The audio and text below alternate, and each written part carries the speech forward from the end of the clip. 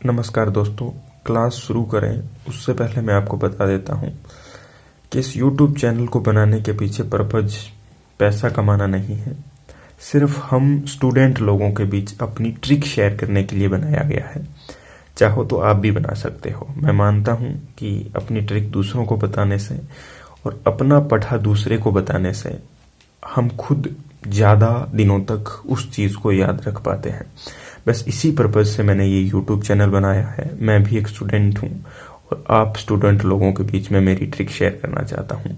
हाँ, थोड़ा बहुत मैंने बेसिक पढ़ा है तो वो भी बताना चाहता हूँ। जो कमज़ोर भाई है मेरे, वो इस वीडियो को देख सकते हैं। जिन्हें थोड़ा बहुत पता है वो भी देख सकते हैं, कोई बात नहीं। तो हम ज़्यादा बकवास नहीं करेंगे, हम सीधा टॉपिक पे आते हैं। और जो मैथ में हम बचपन से सीखते आ रहे हैं और हमें उन चीज़ों का पता नहीं होता। चलिए सबसे पहले हम इन 4 चीज़ों के बारे में बात करते हैं। ये बेसिक नहीं है, फिर भी मैं पहले आपको ये बता देता हूँ। भाज्य, भाजक, भागफल और शेषफल, ये 4 शब्द हैं। हम जानते हैं इन्हें, फिर भी हम इनके बीच अंतर नहीं बता पाते। हाँ, कुछ लोग होंगे बता पाते होंगे, पर कुछ नहीं बता पाते। देखिए, इनके बारे में हमें समझना बहुत ज़रूरी है। ये हमारा बचपन से सीखते आ रहे हैं। भाग का चिन्ह है। कहाँ भाज्य लिखा जाता है, कौन सी संख्या भाजक होती है? मुझे लगता है शेषफल सबको पता है। शेषफल, ठीक है। इन तीनों का बहुत कम पता होगा। चलिए बताता हूँ। देखिए, भाज्य ये संख्या होती है, भाजक ये, और भागफल ये। इसमें यदि ट्रिक अप्लाई करें हम, तो भागफल मतलब जो भाग का फल निकला वो ये, ठीक है। शेषफल मतलब जो शेष बचा उसे शेषफल। कंफ्यूजन इन दोनों में रहता है कि भाजक कौन सा है, भाज्य कौन सा है। ठीक है, मैं अब बताऊंगा थोड़ी देर के लिए, आपको याद रह जाएगा कि ठीक है, हम नॉर्मल तरीके से याद रख लेंगे, भाजक ये है, भाज्य ये है। पर कुछ वक्त बाद, कुछ हफ्तों बाद हम इसे भी भूल जाएंगे। तो इसके लिए ट्रिक है ये कि देखिए, ये जो है इसके अंदर जय मतलब जय हम किसकी करते हैं? जो मंदिर के अंदर बैठे रहते हैं। ट्रिक है ये। कौन? भगवान। मतलब जो मंदिर के अंदर बैठे रहते हैं उनकी हम जय करते हैं। तो ये एक मंदिर है इस तरह का, और उसके अंदर बैठे हैं जय, तो मतलब भाज्य अंदर आएगा। शायद ये ट्रिक आपके याद रह जाए। हाँ, मैंने पहले भी बोला था कि मैंने जो ट्रिक बनाई वो मैं आपके साथ शेयर कर रहा हूँ। मैं कोई टीचर नहीं हूँ। भाजक, ये भाजक हो गया। यदि हम ये 3 याद कर लेते हैं तो भाजक हम अपने आप कर लेंगे। ठीक है, ये नॉर्मल सा इनके बीच फर्क था जो कि मैंने आपके बीच शेयर किया। चलिए अब हम संख्याओं के बारे में बात कर लेते हैं। एक होती है पूर्ण संख्या, एक होती है प्राकृत संख्या। संख्याएं बहुत होती है, सम विषम भी होती है। ये तो मुझे लगता है आपको पता ही होगा, विषम संख्या।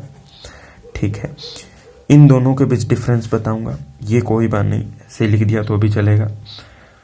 भाज्य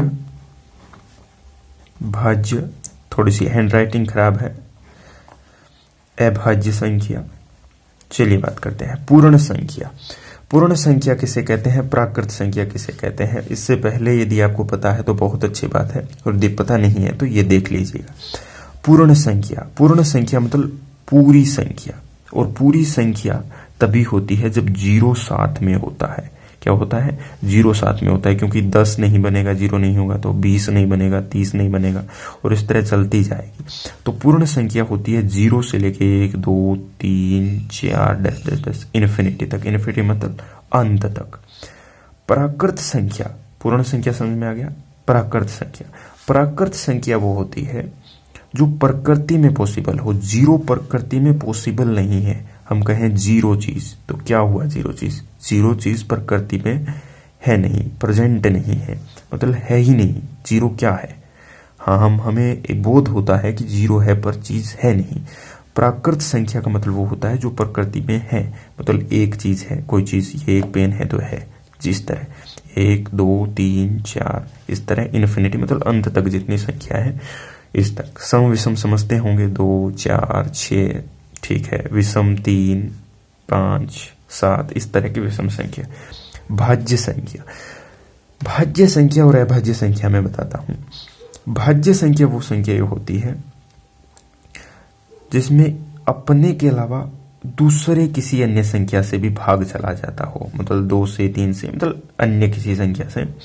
जैसे हम माने मतलब 12 को हम कहेंगे कि ये 3 से भी जा रहा है, 3 चौक 12 होता है। 4 से भी जा रहा है, 3 आ रहा है। और 6 से भी जाता है, 2 आ रहा है। 2 से भी जा रहा है, 6 आ रहा है। 12, ऐसी बहुत सी संख्या, 2 हो गई, 6 हो गई, ऐसी बहुत सी संख्या जो भाज्य संख्या कहलाती है। अभाज्य संख्या वो होती है, भाज्य संख्या समझ गए होंगे, ठीक है। अभाज्य संख्या वो होती है जो एक और अपने आप के अलावा और किसी से भाग ना जाए। ये मैंने 11 लिख दिया, जैसे 11 एग्जाम्पल माना, 1 से चला जाता है, मतलब 1 कम 11 आ जाता है, ठीक है। 11 का भाग और किससे जाता है? 11 का भाग स्वयं 11 से जाता है, 1 आ गया।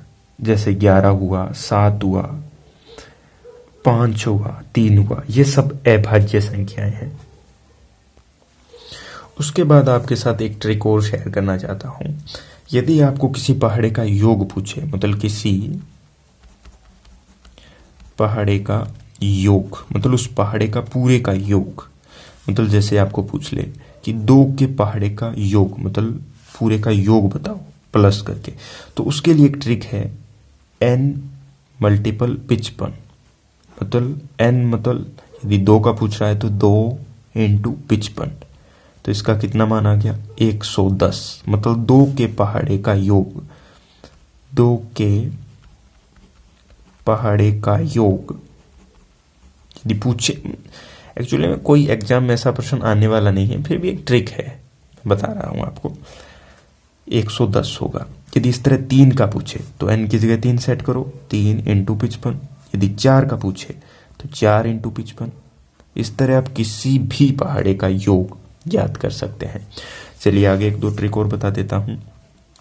यदि आपको पूछे कि सम संख्याओं का योग, सम संख्याओं का योग, मतलब आपको पूछे कि 5 सम संख्याओं का योग बताओ, 5 सम संख्याओं का, है ना, 2 4 6, 2 4 6 8 10, इस तरह सम संख्याओं का यदि आपसे योग पूछे तो आप कर सकते हैं n प्लस 1, n मतलब n प्लस 1, इस तरह आप इसे ऐड कर सकते हैं। यहां आप n का मान 5 ले सकते हैं, क्योंकि 5 संख्या 1 2 3 4 5, तो 5 प्लस 1 मतलब 5 इंटू 5 और 1 6, तो 30, तो इनका जोड़ कितना होगा? 30। देखिए जोड़ के देख सकते हैं, 10 60 18 18 6 18 6 24 24 4 24 4 28 28 2 30, मतलब ये हमारा सूत्र एकदम सही है। इस तरह किसी भी, मतलब आगे यदि आप 10 सम संख्याओं का योग भी ज्ञात करना चाहते हैं, 10 प्लस 1 मतलब 10 प्लस 11 मतलब 110, 10 सम संख्याओं का योग 110 होगा। इस तरह के प्रश्न कंपटीशन एग्जाम में पूछे जा सकते हैं, मतलब कहीं काम तो हमारे आ ही सकते हैं। इस तरह की ट्रिक हमें याद रखते हैं तो नॉर्मल ट्रिक है, ठीक है। इसी तरह विषम संख्याओं का योग याद रखें तो n स्क्वायर, इस तरह आप इसका भी याद रख सकते हैं, मतलब 5 विषम संख्याओं का योग तो 5 का स्क्वायर मतलब 25, जोड़ के देख सकते हैं, 1 3 5 7 9, 1 2 3 4 5, है ना, तो 5 संख्याओं की संख्या 9 और 7 16, 16 और 5 21, 21 और 3 24, 24 और 1 25, हमारा सूत्र एकदम सही है। इस तरह आप बहुत सी ट्रिक डेवलप कर सकते हैं, याद रख सकते हैं, पर इस तरह की ट्रिक्स थोड़ी बहुत ही हम याद रख सकते हैं, ज़्यादा नहीं। ऐसे तो यूट्यूब पे बहुत से वीडियो है जो आपको इस तरह के मेथड बताए रखे होंगे, पर मुझे ऐसे लगता है कि मैथ में जितनी आप प्रैक्टिस करेंगे उतनी ही आपकी कैलकुलेशन स्पीड फास्ट होगी। इस तरह की ट्रिक्स ठीक है 1-2 याद रखें वो आपके लिए अच्छा होगा, पर ज़्यादा ट्रिक्स याद नहीं रख पाते और फिर हमारी कैलकुलेशन स्पीड है वो इतनी फास्ट नहीं हो पाती। तो मैं एक स्टूडेंट के तौर पे इस तरह की ट्रिक्स का बहुत कम ही यूज़ करता हूँ, पर ये 1 2 3 जो मैं आपने बताया, इस तरह की ट्रिक्स में कोई बात नहीं, 1 2 ट्रिक्स हम याद रख सकते हैं। तो दोस्तों, यदि मेरा ये वीडियो आपको अच्छा लगा तो लाइक कर दीजिएगा, और लाल वाले बटन की कोई बात नहीं, अच्छा लगा तो ठीक है दबा दीजिएगा, वरना कोई बात नहीं। ठीक है, ऑल द बेस्ट। फिर मिलेंगे एक नई वीडियो के साथ। धन्यवाद।